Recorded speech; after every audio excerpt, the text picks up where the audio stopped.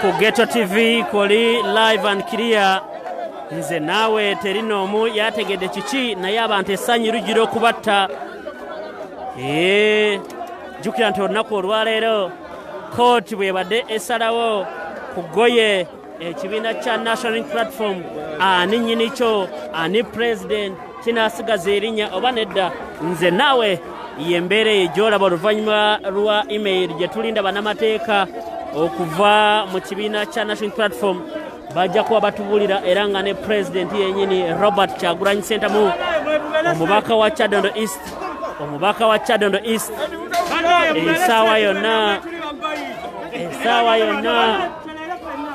essaawa yonna ku Ghetto TV live and clear.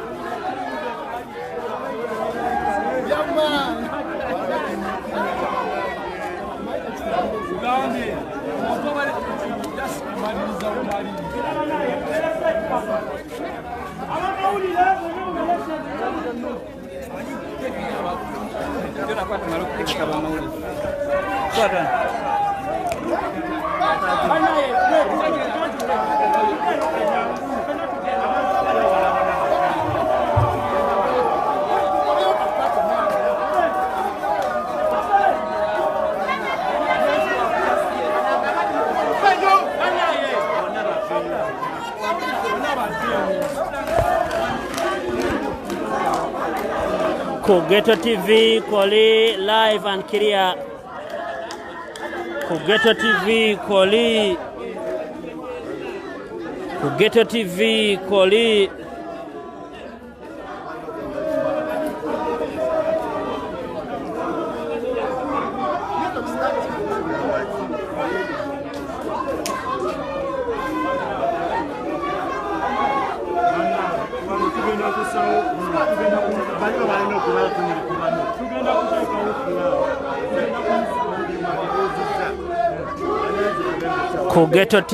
koli yonna gy'osinziira kubanga ogoberera Ghetto TV Sanyu Jerere wano ku head office z'ekibiina kya National Unity Platform.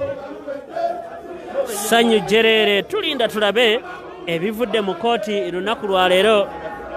Ffenna tukyali wano nga tulindirira bannamateeka sako ne president Robert Kyagulanyi Ssentamu batutegeeze ebisinga ku ebyo bye tusuubira bye tulaba bye tuwulira.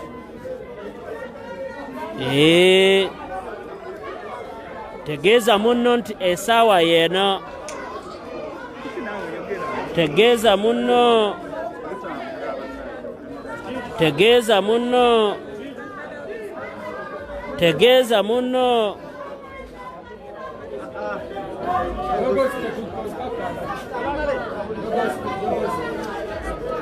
Tegeeza munno.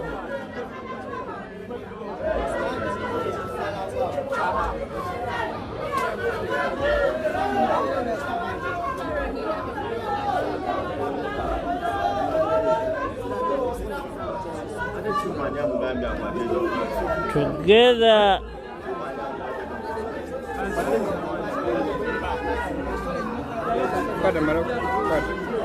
Kansoke malize. Yembeera muleka bayitewo. Leka bamba bayitewo.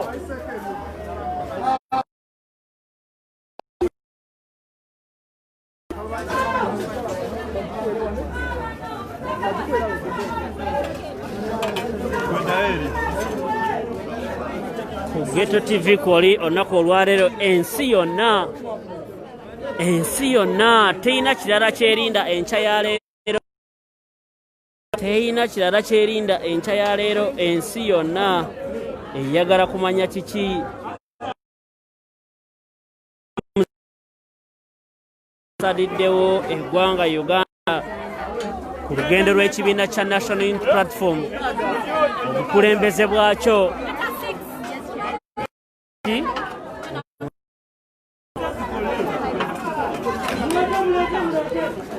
tugoberera ku Ghetto TV.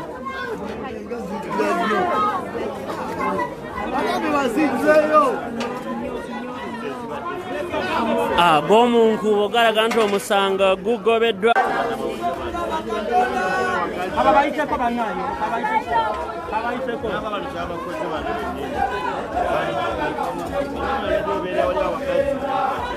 Essaawa yonna nkugambye essanyu jjereere. Olunaku olwaleero Musa Ssebwana wabadde alina okukyemula ku ani avuna ensi yonna. Nkugambye eri wano bannamawulire ab'enjawulo okuva ku mikutu gyonna, si gya Uganda gye yokka, national international.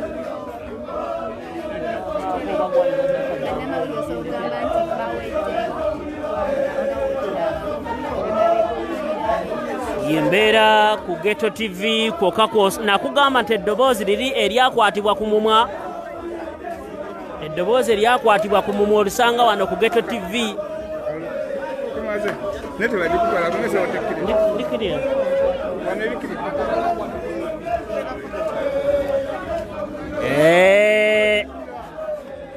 Bwe guba mupiira eba saivu ziba 5 kwa lunaku olwaleero.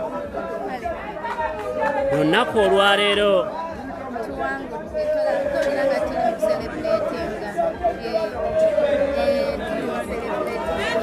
essanyu jjereere. Robert Kyagulanyi Ssentamu ali munda awo ne ttiimu ye, mukwano gw'abangi Segirinya Muhammad.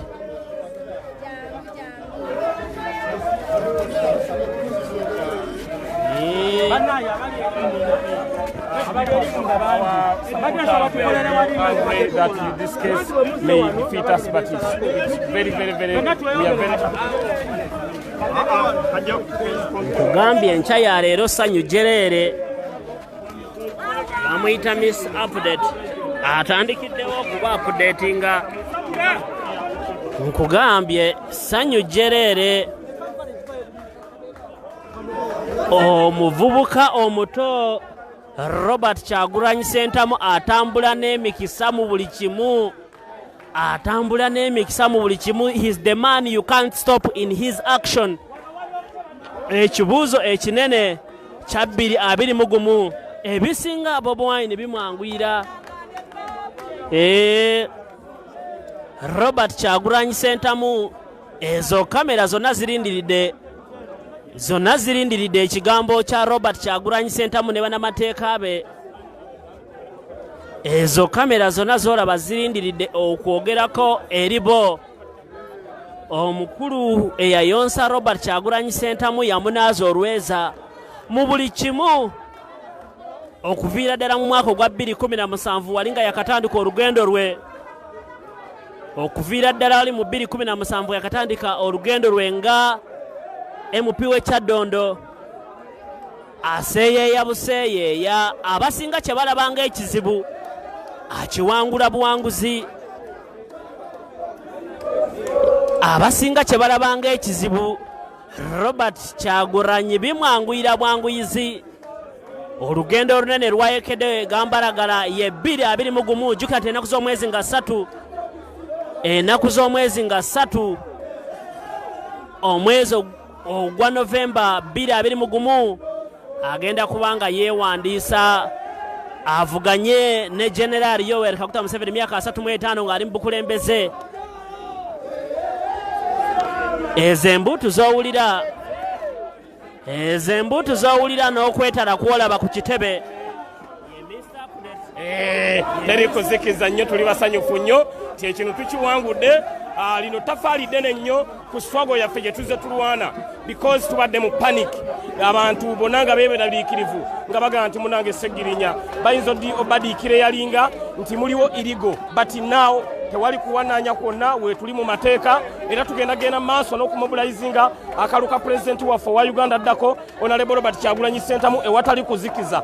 naye nga okutya kubaddewo because Mr. Kibalama abadde mikono gya dictator nga ye yamuwamba but now tewakyaliwo okuwannaanya NUP weeri twagifuna mu mateeka buli kimu kyagobererwa so essanyu lyenfunye olwaleero simanyi nti segirinya n'okwebaka nja kwebaka because Katonda mulungi Katonda yebale kutwagala Katonda abadde ku saidi yaffe era bwe bwe tugenda okuba nga balangiridde Honorable Robert Kyagulanyi Ssentamu nga president wa Uganda ddako bujja kuba budde bwe buti ng'abantu tebakisuubira bagambe nti Kyagulanyi awangudde obwa pulezidenti bw'eggwanga Uganda olyoka olaba enduulu mu ggwanga Uganda nga za ssanyu n'olwekyo kano akaseera katukalindirira ku lunaku luli n'olwekyo akasiki kabadde ka leero embaga ya 2021 nga Kyagulanyi afuuse pulezidenti wa ggwanga Uganda kano kasiki era eggwanga lyonna ssanyufu abantu bonna bali happy naye abantu babadde bennyamivu nnyo nga baga bigenda vaayo bitya nabagamba Kyagulanyi Katonda yamuzaala nga alina emikisa bw'obanga wasoma kye bayita European history mulimu omusajja bamuyita Napoleon Bonaparte ebyamufuula pulezidenti wa France bye bigenda okufuula Honorable Robert Kyagulanyi Ssentamu pulezidenti w'eggwanga Uganda emikisa gy'alina gifaanagana ng'egya Napoleon Bonaparte bw'obanga tomusomangako genda omusomeko it was luck that made Napoleon to be the president of Uganda Napoleon wa Uganda ye Robert Kyagulanyi Ssentamu n'olwekyo tewali kuzikiza tuli basanyufu era olwaleero leero ndowooza tugenda gitwalanga public holiday mu UNP olw'essanyu lye tufunye olunaku olwaleero. Okay, nkugambye bigambo bya Segirinya Muhammad ensonga nkugambye ensonga eno erindiriddwa ensi yonna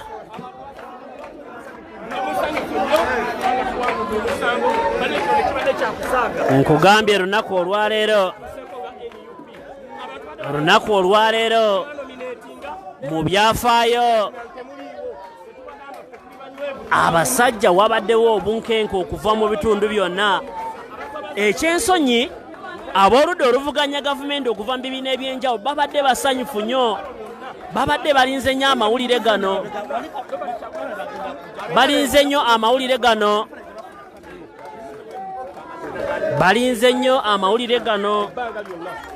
yembeera eyo omulungi atugoberera ku Ghetto TV wano ku head office z'ekibiina kya National Platform bingi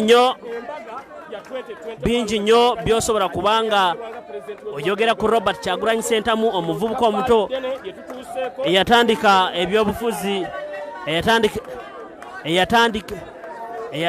ebyobufuzi mu mwaka gwa 2017 okuva olwo emikisa gijja gimuyiikira we basuubira obutayitaayitawo buyisi olunaku olwaleero nkugambye ebyewuunyo bingi nnyo mu mbeera ey'obukkakkamu babadde beegendereza nnyo balowooza nti bwe banaagamba nti court ruling ejja kuba ya email bagenda kwekalakaasa ne bagumiikiriza balowooza nti abavubuka nkugambye Robert Kyagulanyi Ssentamu abagamba kimu tulina kukolesa ddembe basofuna position obulungi muganda wange balowooza nti bajja kukolesa ensoba abavubuka ba National Platform babadde bakakamu from the start up to the end nkugambye bingi bye bazze boogera nti akalulu tekasobola kuwangulamu nti yenna abadde mu bukulembeze bw'eggwanga naddala nnyo eri Uganda naye kirabika successful stories omukulu zaatuuseeko Robert Kyagulanyi Ssentamu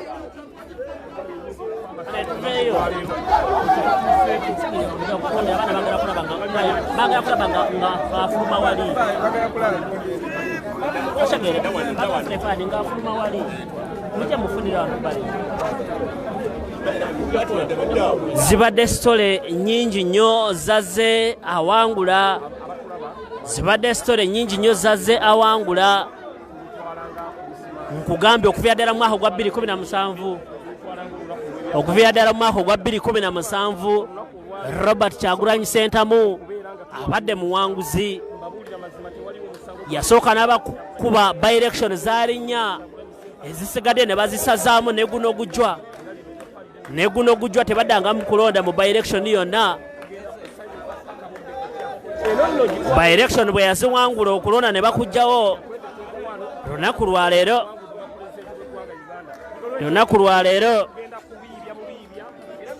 abantu b'ekyebando tulinayo kesi lunaku lwaleero lunaku olwaleero lunaku olwaleero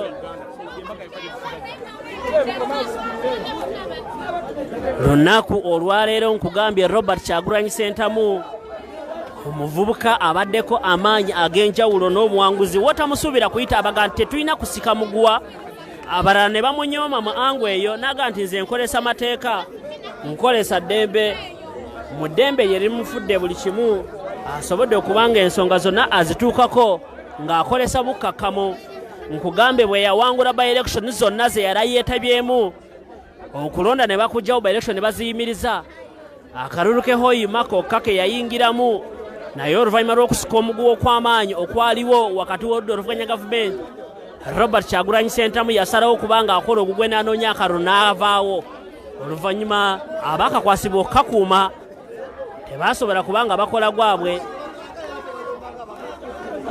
ebigezo bingi abiyiseemu mujjukira ebyali Arua mujjukira katubatwale mu press conference ttiimu y'abannamateeka okuliko bakandidates ab'enjawulo okuli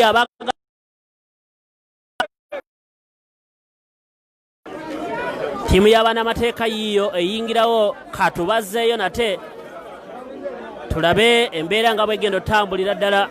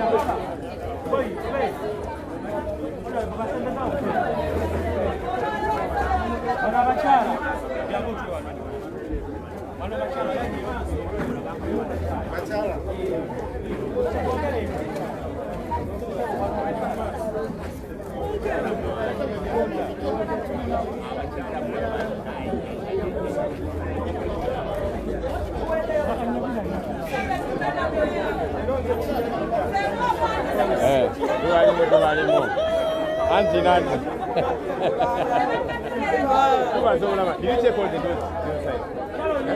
Not sure. Why do I think you're not sure? No, I don't got room, sir.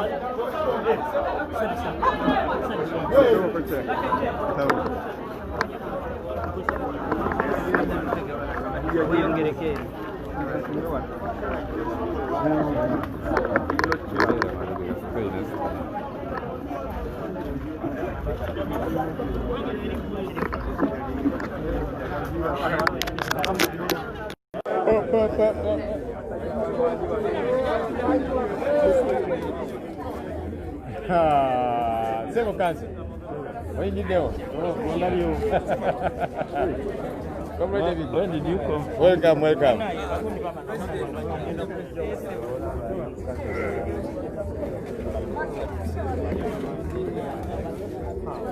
Honorable Segunda, watumeza Kibalama.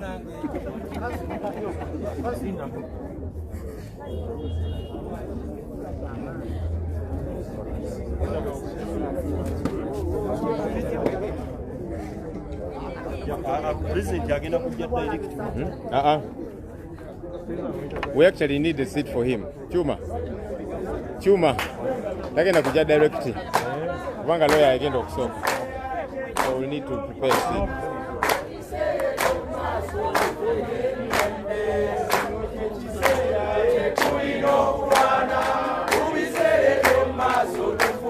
Kaka.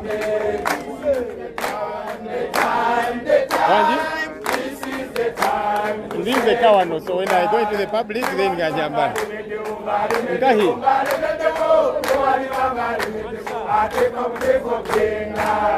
Kaka, go for you.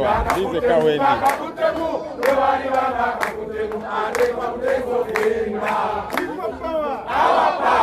Olimukunda atula chiduji neto fa wano wendi ndiwonze ka, so it is well.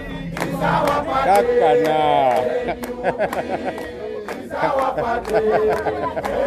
Nega don't congratulating Governor.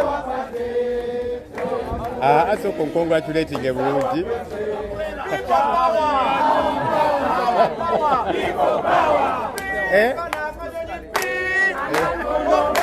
This is the way the man to Ali. I think I go. I don't get a call. Get up.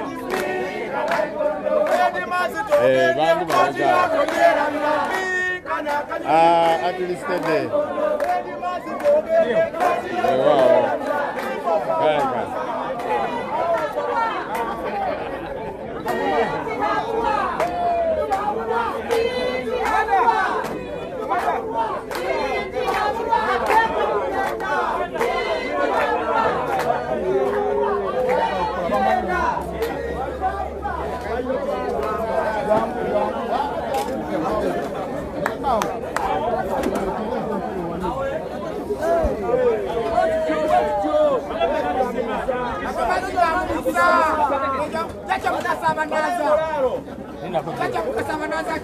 Yo, well done, sister.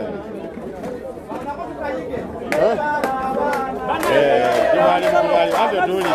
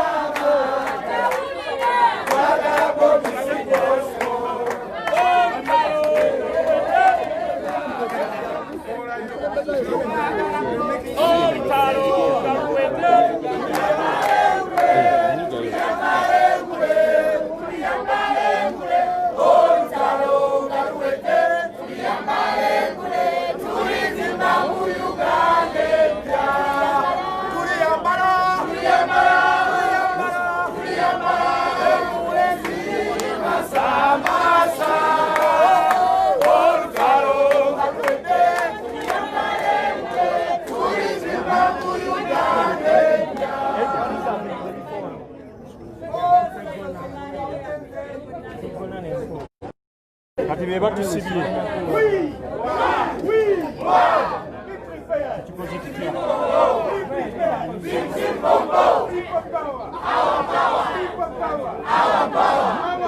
People power. Everywhere. NUP.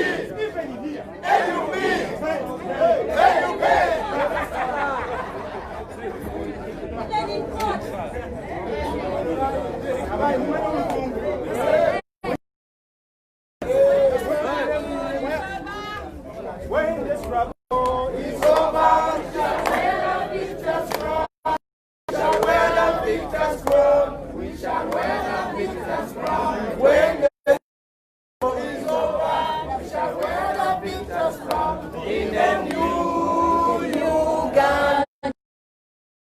When Costco has gone, we shall wear the victor's crown.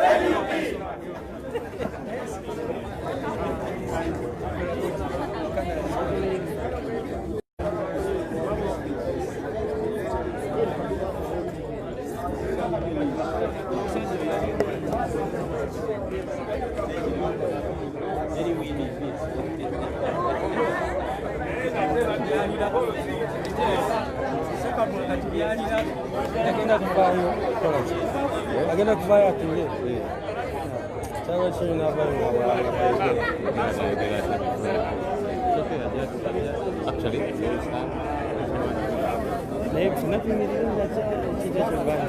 Yeah, but people will do it inevitably.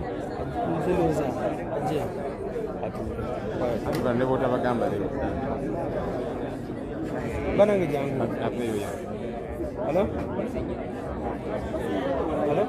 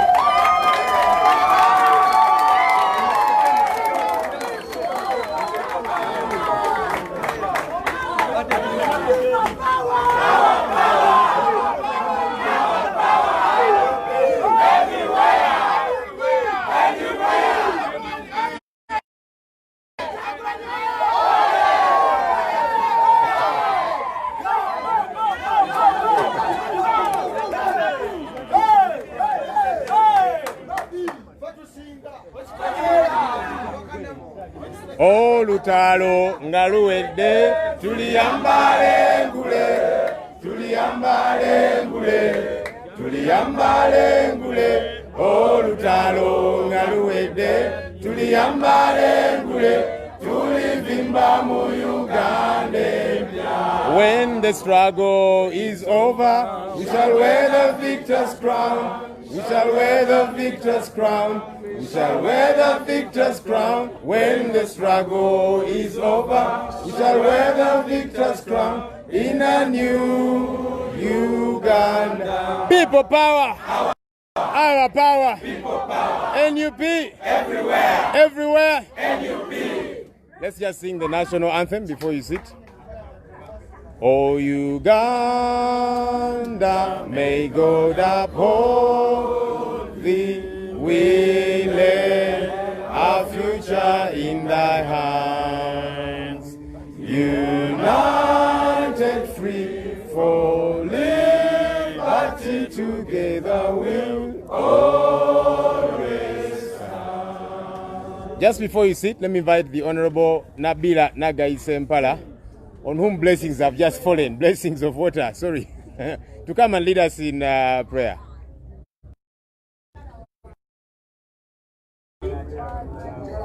As we get the blessings of water, that we have been blessed by a shower that is a miracle.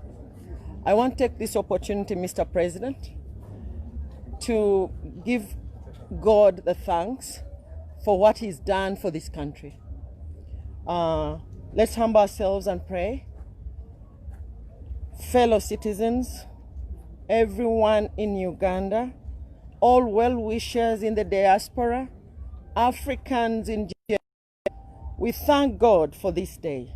We thank God for the landmark ruling that has just been pronounced to set captives free, to set Ugandans free, to give hope to the hopeless, to give joy to those who've been downcast because of the...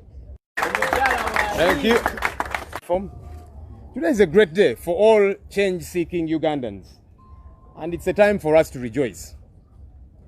But I'll hasten add, it's not the time for us to drop the ball. It's not the time for us to become complacent. It's not the time for us to give up the battle. It has only just begun. The celebration that we are having now is the kind we should have after the 2021 general elections.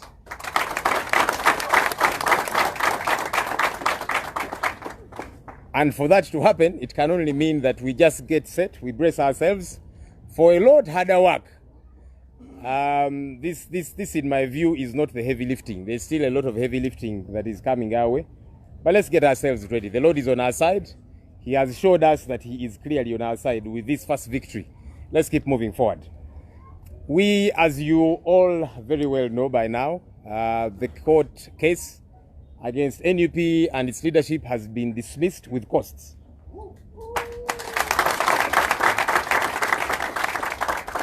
And we thank God. We thank God. We thank all our supporters out there. We thank everybody that has been praying for us. But I'll quickly again add that let's not get eaten up by this excitement and look at the major goal. We still have a lot of work to do, so let's keep pressing for that. We are going to adumbrate the detail of this case. We have our legal brains in this place that are going to help us do that. Just before we get to have Councillor Wameli to read to us the detail, let me invite Council Honorable Segona Akalia Magwa.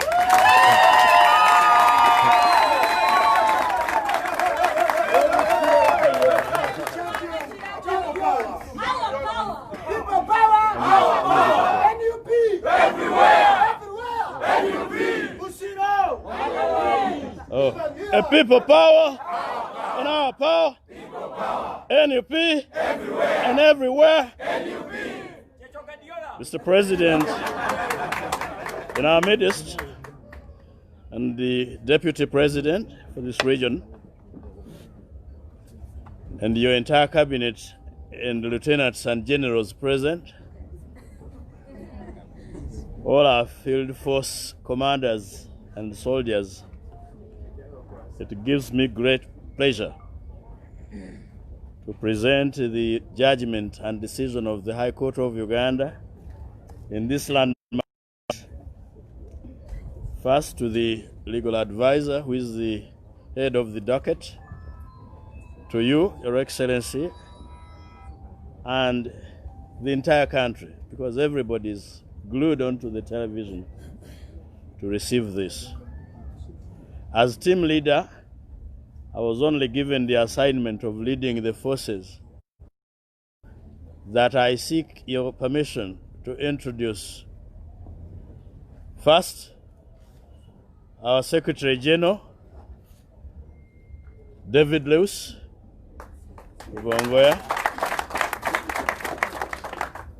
my brother, Anthony Wameli. He kept praying. He led the prayers in the group because he's a pastor, as you know. My uncle, Alhaji Abdallah Chwanuka. My young brother, Mwada Nkunyinji. My young sister, Shamim Malende. Yes, we had the able support of Benjamin Katana, Elias BK, Nathan Mafabi, not Nandala. People power! Our power! People power! Where are the other lawyers? Oh, my young little son, come. My young little son, Sas Marvin. Mr. President, I'm not in good health to give a long speech, but let me mention something. If you want to know there is something abnormal about this country, just witness a struggle between the Judge Yoweri Tibuhaburwa Yeseri Museveni and this fat man called Sas Marvin. How do you have a contest between Sas Marvin and Tibuhaburwa? That is how unfair this country has become. I want to acknowledge all the participants and the contributions of all the lawyers that have assisted us in this struggle. There is one I deprived of this opportunity who should have been here, Jonathan Elotu. He was the coordinator. He would run between me and Lewis, the Secretary General.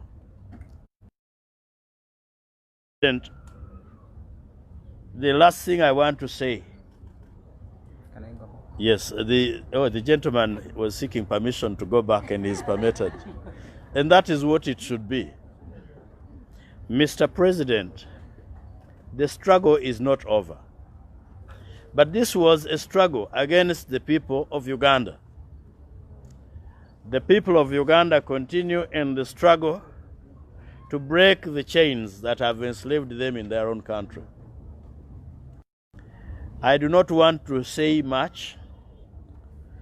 We agreed as a legal team to present this ruling formally to you and the party, but through you and the party, Mr. President, to the country. Because this case came up and was crafted to intimidate our forces of change. In particular, some of our contestants who had been dissuaded to think that if you nominate on the Nup ticket, then the next day the party will be no more, and quite a significant number pulled out of the race. Others returned or shelved our ticket because they thought the party was coming to an end. Now, this is the struggle for the brave.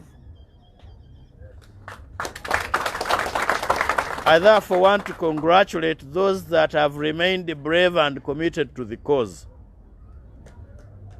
Thank you and congratulations. May I now invite my brother Anthony Wameri to give us just a summary of the ruling, but just to reassure Ugandans, I mean, if we could win this battle, we are winning the rest of the battles. We have therefore handed back the mantle to Ugandans out there. Fight your war. This is your war. And be strong, because this is a just war. We are fighting a just war. We are fighting a just cause. This is our country. We cannot surrender the country. We have no second home. I mean, those in government today have a second home. They have somewhere else to go. They have their red passports. They have amassed a lot of wealth. They have acquired homes outside. Others have homes traditionally. Thank you. May I invite you?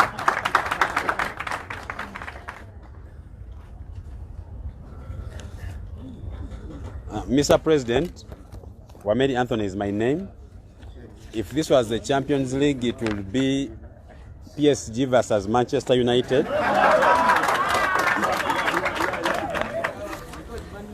Yes. But this is, but I'll just read the parties and then the finding of the judge. The ruling was delivered via our email. That is why we are reading it for all and sundry to listen and know. Basredi Fas and Twala Hassan were the original applicants, but from the judgment, the ruling we've received, Nkonge Moses Kibalama and Simba Paul Kagombe have also been made applicants, and the judge has explained that in the ruling. So the respondents are the National Unity Platform, Chagulanyi Sentamu Robert, David Lewis Lubongoya, Aisha Kabanda, Joel Senyonyi, Flavia Kalule Nabagabe, Nyanzi Fred Sentamu, the Electoral Commission of Uganda, and the Attorney General of Uganda. The ruling is by Justice Musa Sekana. I'll go to the finding of the judge, and from this point, this is what the judge had to say. The applicants in this case ought to have applied for judicial review within 3 months after the change of the name of the party from NURP to NUP, that is to say by 6th June 2019, but instead the applicants filed this application on 24th August 2020 after 1 year. This application was made with a view of making some money during the election season, and the applicants have no genuine grievance, but rather want to be relevant and make some quick cash. The court is empowered to refuse relief and deny access to the judicial review reliefs on ground of lashes because of several considerations. For example, it is not desirable to allow stale claims to be canvassed before the court, there should be finality to litigation. It cannot be argued that the Constitution intended to disregard all procedural rules in relation to access to justice, all grant of reliefs, and allow applications filed after inordinate delay. Constitutional provisions are not intended to supersede the available modes of obtaining relief before a civil court or deny the defenses legitimately open in such actions. Like all other litigants, should not be encouraged to circumvent the provisions made by the statute, providing a mechanism and procedure to challenge administrative action. Every potential litigant would rush to the court in any manner they deem fit, and thus rendering the statutory provisions meaningless and non-existing. Constitutional provisions are not intended to short-circuit or circumvent established procedures and statutory provisions for accessing courts, Article 126(2)(e). Every litigant who approaches the court must come forward not only with clean hands, but with a clean mind, clean heart, and with clean objectives. The court must come with a very heavy hand on a litigant who seeks to abuse the process of the court, as the Supreme Court of India observed. The case is listed. It is the responsibility of the High Court as custodian of justice and the Constitution and rule of law to maintain the social balance by interfering where necessary for the sake of justice and refusing to interfere where it is against the social interest and public good. This court declines to entertain the application since it was not brought under any known procedure, and secondly, it was made to avoid the time limit of 3 months within which an application for judicial review should have been brought. The judicial review guidelines or rules equally provide for locus standi, and this should have been the threshold before the applicants would seek to challenge the actions of a party. It is an abuse of court process. This application is dismissed with costs to the respondents. I so order. Second Musa, Judge, 21st October 2020. Namisindwa oye.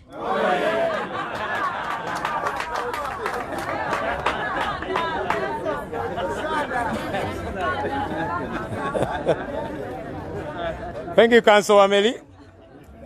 There's about two things that excited me in the ruling there. The judge said these fellows were seeking relevance and some cash.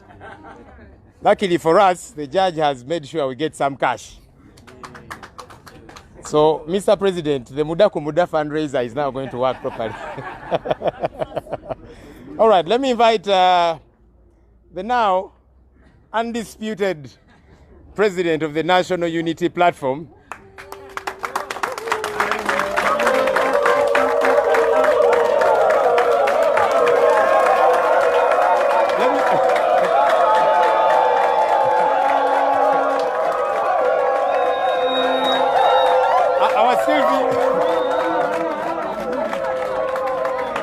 all right, Banang,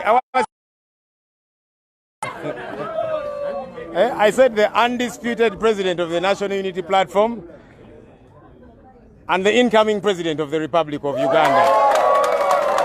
You're welcome, sir.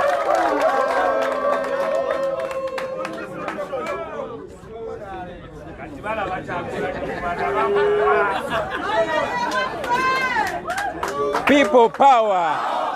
Our power. People power. NUP. Everywhere. Everywhere. NUP. Thank you. Thank you very much. Fellow Ugandans, fellow Africans, fellow citizens of the world, to God be the glory.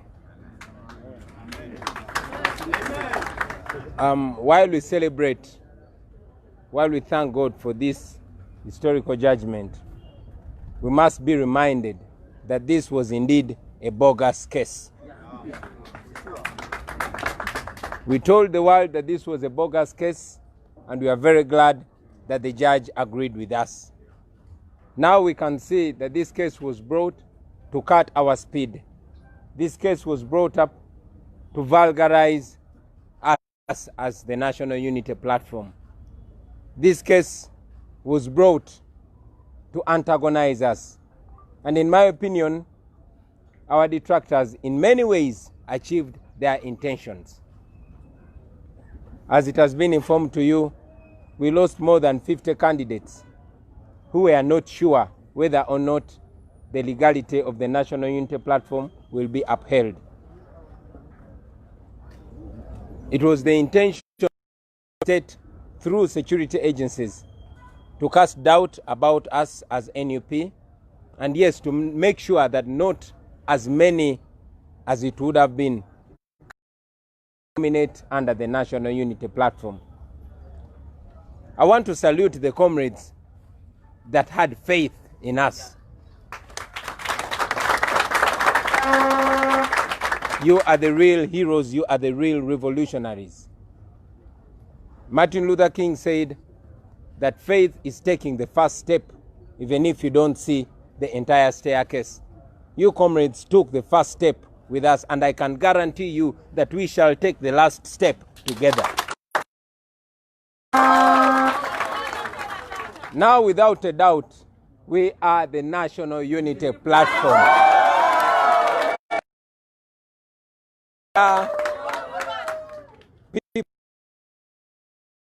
And we are the next ruling party of the Republic of Uganda.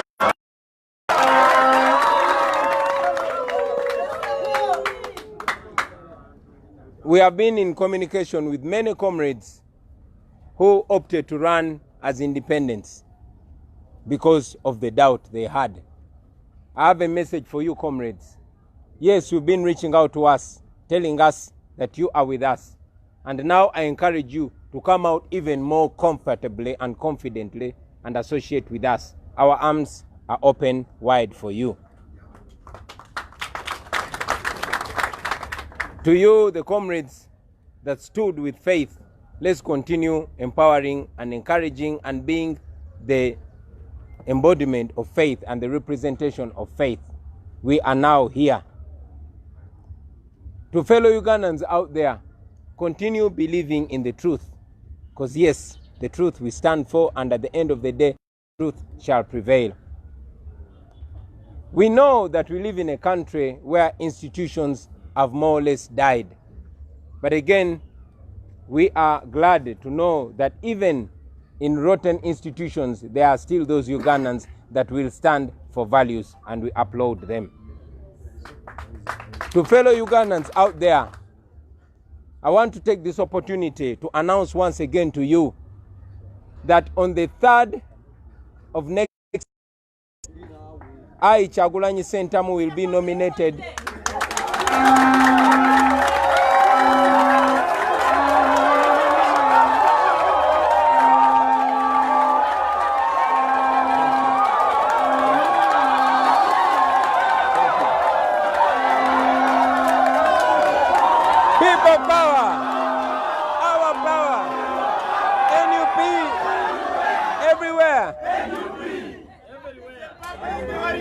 I want to announce once again to all the citizens of Uganda, in Uganda and abroad, that on the 3rd of next month, I'll be nominated to run for President of Uganda under the National Unity Platform.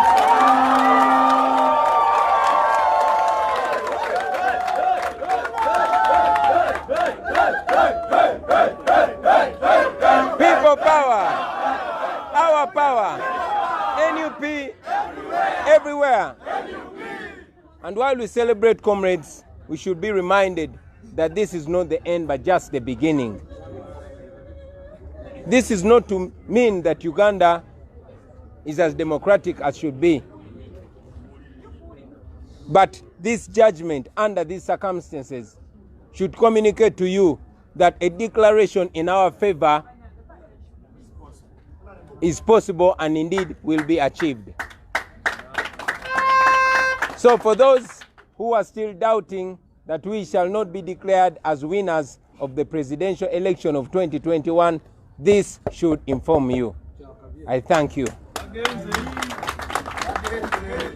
Ndoza kati ne bwentema. Mu Luganda basebo ne banyabo baganda baffe mwenna bannayuganda abali wano e Uganda n'abo abatulaba emitala w'amayanja kantwale omukisa guno okubayozaayoza n'okubakulisa mwenna ababadde ng'emyoyo gye beewanise. Kati ssaawa zino nsobola okwogera n'obuvumu obw'amaanyi nti mu mateeka tuli National Unity Platform. Twabagambirawo mu ntandikwa nti kino ekisangosango kye baali batutaddeko kyali kya bwewussa, kyali kyakugezaako kunafuya kubeerawo kwaffe mu mateeka ng'ekibiina, kyali kyakututeekako zalawo, kyali kyakumalamu maanyi abo abakkiririza mu nkola yaffe, abakkiririza mu National Unity Platform. Kyali kyakulemesa abo bannaffe bakandidate abangi abeetoolodde Uganda abaali bagenda okwesimbawo okwata bendera yaffe nga National Unity Platform. Era kyannaku nnyo nti bannaffe bangi bakandidate abaali bagenda okwesimbirawo ku kibiina kyaffe kya National Unity Platform baatiisibwatiisibwa, bangi ne balemesebwa, era bangi ne beesimbawo ku bwannamunigina nga ba independent.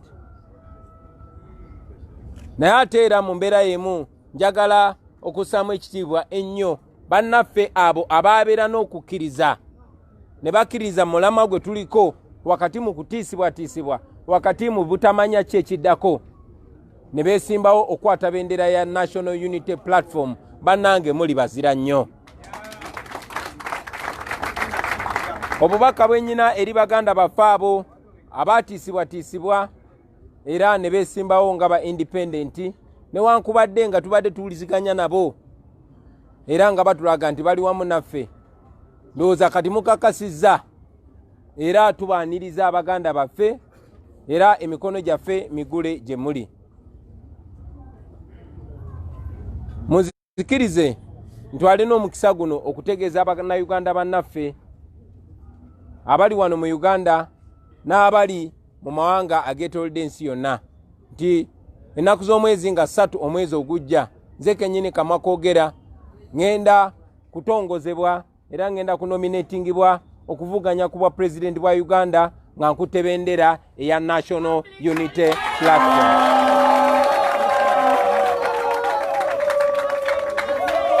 Mwongere okwekiririzaamu, munzikirize jangu wano muganda wange.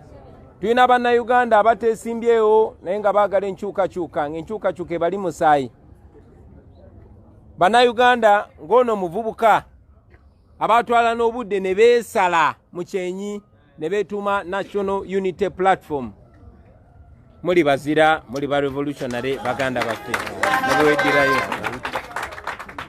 Kati eri abo ababadde bakyalina okubuusabuusa, nkyogeddeko mu luzungu kanziremu nkyogere ne wano, ti kino tekitegeeza nti olutalo luwedde, tekitegeeza nti tutuuse gye tulaga, tekitegeeza nti Uganda erimu emirembe, tekitegeeza nti ekitongole kiramuzi kikola bituufu byokka, tekitegeeza nti ebitongole bya gavumenti byetengeredde.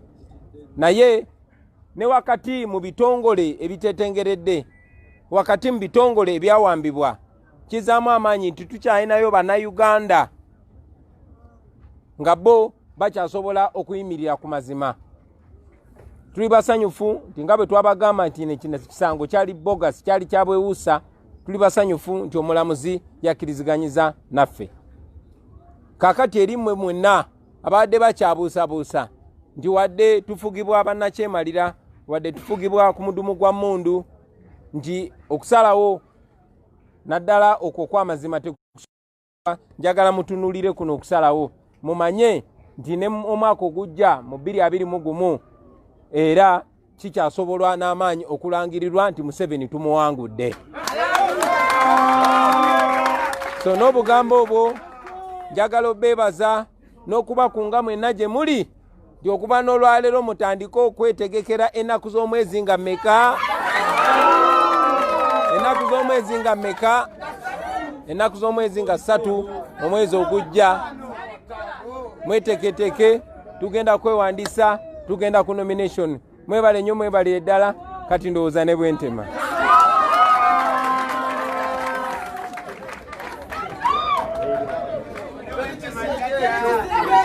All right.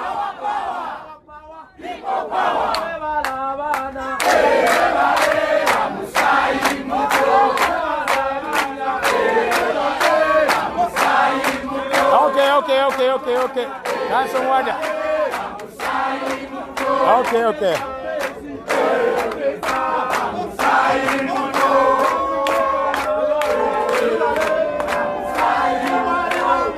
Khalid, mwada.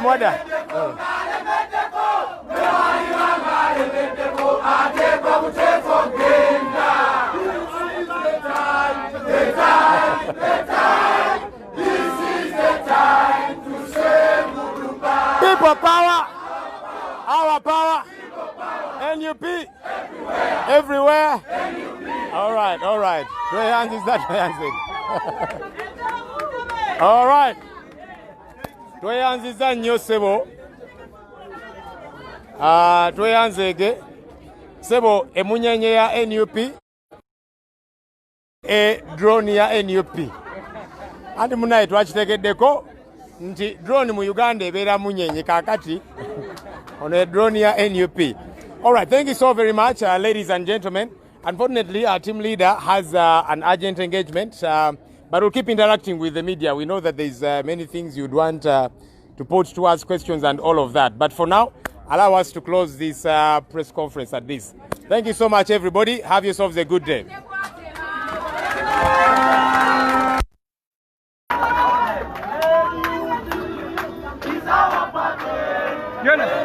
Your microphone. See, that microphone. What microphone?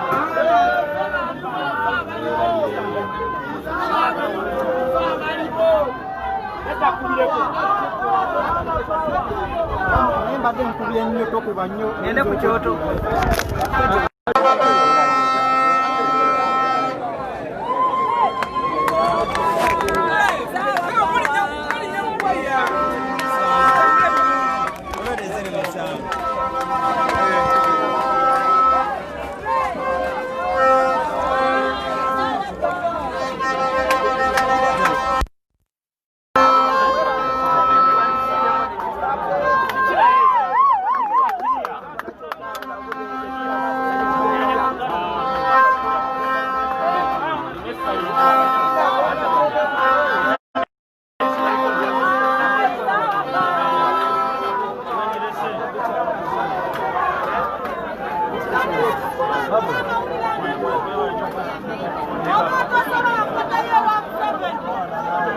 Yeah.